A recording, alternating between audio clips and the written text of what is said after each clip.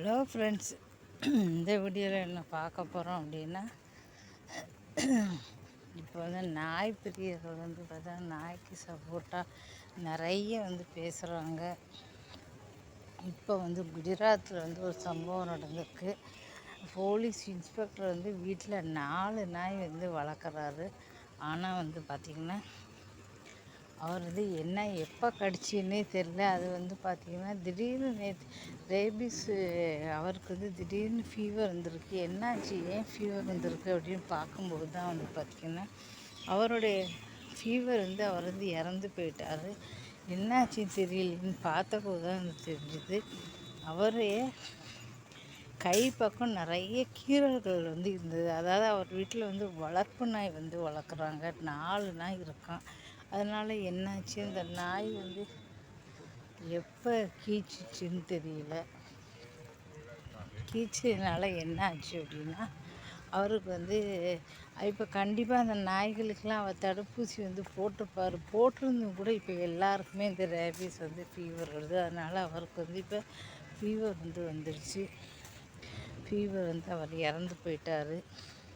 அதுக்கப்புறம் தான் 4 வளர்ப்பு நாயினால அவர் வந்து கீச்சதுனால அப்படி இறந்து போயிட்டார் அப்படின்னு சொல்லி எல்லாருக்குமே அதிர்ச்சியாக வந்துருக்காங்க. இப்போல்லாம் அப்படி தான் வந்து பார்த்தீங்கன்னா நாய்க்கு கண்டிப்பாக தடுப்பூசி போட்டாலும் சரி இப்படி தான் வந்து நடக்குது.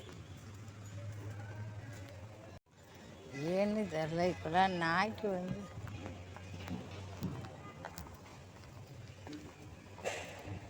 தடுப்பூசி போட்டால் கூட ஏன் இப்படி நடக்குது அப்படின்னு சொல்லிட்டு இப்போ வந்து பார்த்திங்கன்னா என்னன்னே தெரில. நாய் வந்து கண்டிப்பாக அவர் கை காலில் கீச்சி, இப்போ வீட்டில் நாய் வந்து வளர்த்துருந்தாங்கன்னா கை காலில் வந்து கீச்ச தான் செய்யும். ஆனால் வந்து யாருமே அதை பெருசாக எடுத்துக்கிறது இல்லை.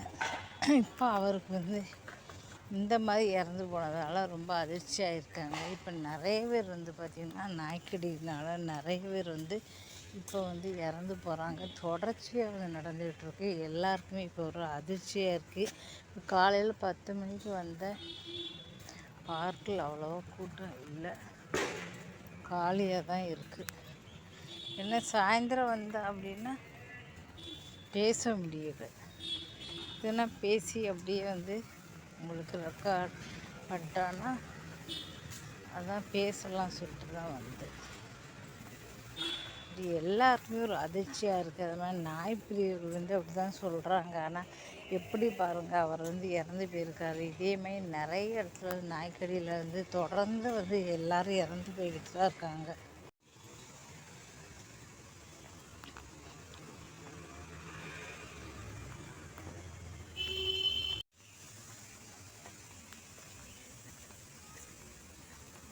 இப்போ வந்து வெயில் அடிக்குது பார்க்கில். இப்போ வந்து வெயில் அடிக்கிறதுனால காலையில் சாயந்தரம் வந்தால் நிறைய கூட்டம் இருக்கும். இப்போ மணி 10 மணி ஆயிடுச்சு. அதனால் கூட்டம் எதுவும் இல்லை. ஏதோ 2-3 பேர் தான் இருக்காங்க. ஸோ வீட்டில் வந்து நாய் வளர்க்குறவங்க ரொம்ப ரொம்ப கேர்ஃபுல்லாக இருங்க. இப்போ எல்லாருக்குமே ரேபிட் நோய் வந்து இறந்து போகிறாங்க. அதனால் ரொம்ப கேர்ஃபுல்லாக இருங்க.